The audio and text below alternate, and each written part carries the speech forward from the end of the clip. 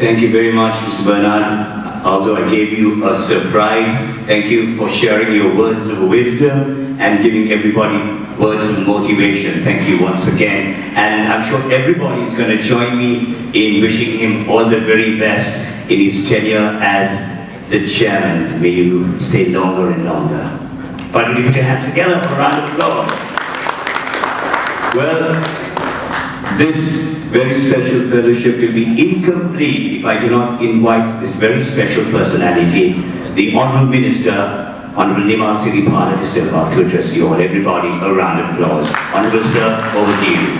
My Ministry, Mr. Chandra, Chairman of the Port Authority, Mr. Keith Bernard, the Managing Director, and Shamal Perra, the Life Fire here in SLAVO, and its committee members, and distinguished invitees, ladies and gentlemen. It is indeed a great pleasure. It brings to my mind the small is beautiful. So though you are a very big organization, managing a large portion of the maritime industry in Sri Lanka, this is a very small gathering. So that does not mean we are going to underestimate your capacity, your contribution, and your efficiency, and your work towards the nation building effort in Sri Lanka. So we are happy to note that SLAVO, who are handling both representing the ship owners, bulk carriers, as well as the feeder vessels, is an integral part of the maritime industry of Sri Lanka. In order to engage your activities in all the ports, transport in the Indian Ocean, you are playing a great role. Much depends on your efficiency and your approaches and your dedication that would bring Sri Lanka also to a very reputed status in the maritime world. So I must say, I am very proud. When I went to India and when I visited Mundra Port, how proud I am about the port of Colombo. We have our own deficiencies, shortcomings. We have not been modernized to the extent of Mundra port or any other ports in the Indian Ocean. But we are handling the same amount of transshipment containers as that of Mundra port. So ultimately, if you go on the basis of result-targeted efficiency, we are also in par with that. So therefore, we have a great potential to develop.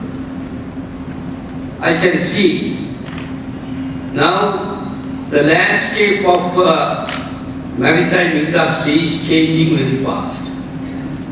All the vessel owners will realize that they have to invest a lot of money in transforming to green economy, zero gas emission.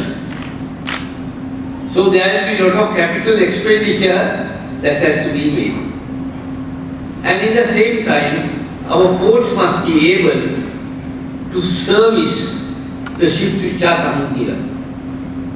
Now in the Maritime Conference I participated with some of your colleagues in Mumbai. The focus of the discussion was very much on green hydrogen, green ammonia, and also with the connectivity. So, though Sri Lanka is small, our economy is not so large as many of the other countries. We have to fall in line with that thinking and we have to deliver the goods. So therefore, it is very necessary. Now, earlier we were trying to attract foreign investment for bunkering, for providing oil, collecting sludge. I mean, those are very small things now in the maritime world. Now, what is needed is Sri Lanka will need green hydrogen, green ammonia plant here. So we have to attract investment.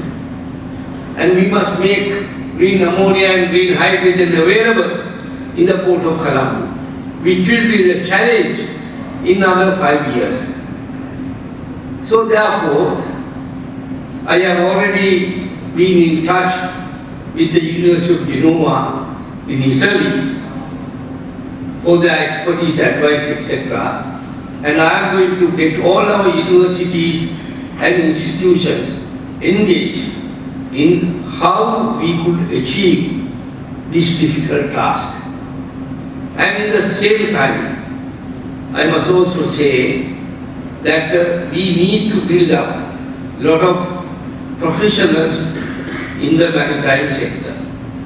So most of you who are here, through your experience, you have gained a lot of knowledge and you have got yourself adapted to the maritime culture in the world.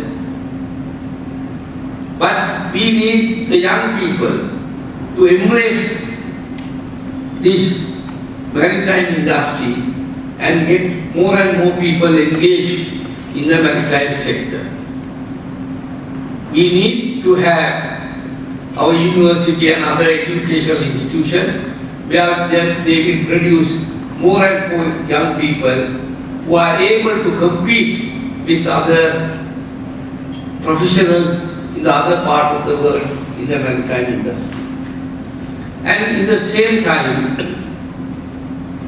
we have to have pragmatic and policies which will be attracted by the foreign and private investors in order to develop the ports. Even in a country like India, where their growth rate is 6.5% and they have a huge economy, they are depending, in many of the countries in the Southeast Asian region, they are depending on private entrepreneurs' assistance and the foreign investment. So how can we attract foreign investment? The government of His Excellency Ranil Wickremesinghe has spelled out very clear policy. We consider the private sector as the engine of growth of the economy. So we rely on you. We want to foster you. We want to support you. We want to make business easy for you. Then only we will be able to attract you for these ventures. So therefore, I have adopted that policy from the time I took over this ministry, and I was depending very much on the private sector. So therefore, now of the terminals which are having in our port now, about 50% are private. They are doing well. So I always tell the government-controlled terminals, look at the private sector, look at this terminal, look at that terminal, see the efficiency there. Why can't you bring the same efficiency into the fora? Even the ECT, the most deep terminal which the Port Authority has invested now, I am going to adopt a new model. It will be separated from the Port Authority barriers, and we will make it a sort of a private terminal, where as far as the administration and other things are concerned. And in the same time, with the envisaged growth we are expecting in the maritime sector, I feel that we will be saturated. All these 4 terminals which are in existence, will not be able to serve the transshipment by, I think, 2030. So we need to have more terminals. So that is why we have an ambitious program of putting up another 4 to 6 terminals in the North Port Development Project. But I have already emphasized that will be, all that 4 or 5 terminals will be totally private sector terminals, where the private sector will have a larger stake. Because then I'm sure that we'll be able to attract more and more investment. So that you are the representative of the shipping lines. You can take this message to your principals and say, these terminals will be available. So, I am sure you will come in a big way and invest in the Colombo port. And also, there had been a lacuna in our administration in the Port of Colombo. We need to have a port community system. So I had been struggling hard to get it, and I am sure by next month or so we will be calling for expression of interest from the world-renowned organizations to give us a good proposal for the port community system. At the same time, we have our own little inherent problems in the Port of Colombo. Customs, immigration, doctors, and our own security officers, all these people, they harass the captains and the ship people who are coming in these ships also. We have a little bad reputation in that area. We have to rectify that also. So I will be summoning a very powerful meeting in order to tackle these issues also, because we have to give a new face lift to our ports also. So in the meantime, we are also going for automation. Even the eastern terminal will be a semi-automated terminal, and we are trying to make other terminals also in the same manner, which will bring a lot of efficiency into our port also. So in the meantime, we need to have very closer collaboration with Bangladesh, India, and our neighboring countries in order to get more and more cargo going through the port of Sri Lanka. So, from a political perspective, I have already had discussions with the Indian minister, and when I went to India also, I had the opportunity of meeting the ministers who are in charge of port in this region, and I had very fruitful discussions, and I made that opportunity to have very closer links with them, so that we can get more and more shipping lines coming to Sri Lanka, more and more container ships coming to Sri Lanka, and Sri Lanka could be a very strong hub in the Indian Ocean for transshipment. So therefore, you can be happy that you will have a great role to play in time to come. Always in every field, the challenges are there. With utilization, with modernization, and with we had to face many other difficult circumstances. There are a lot of now who expected the war with Hamas and Israel at this moment, which will affect us. Who expected the war with Russia and Ukraine? But those are certain events which are beyond our control. But we have to move fast. We can't stop. We have to develop the industry. So those are the challenges which we have to face. For a successful businessman or a successful entrepreneur will emerge when there is a challenge.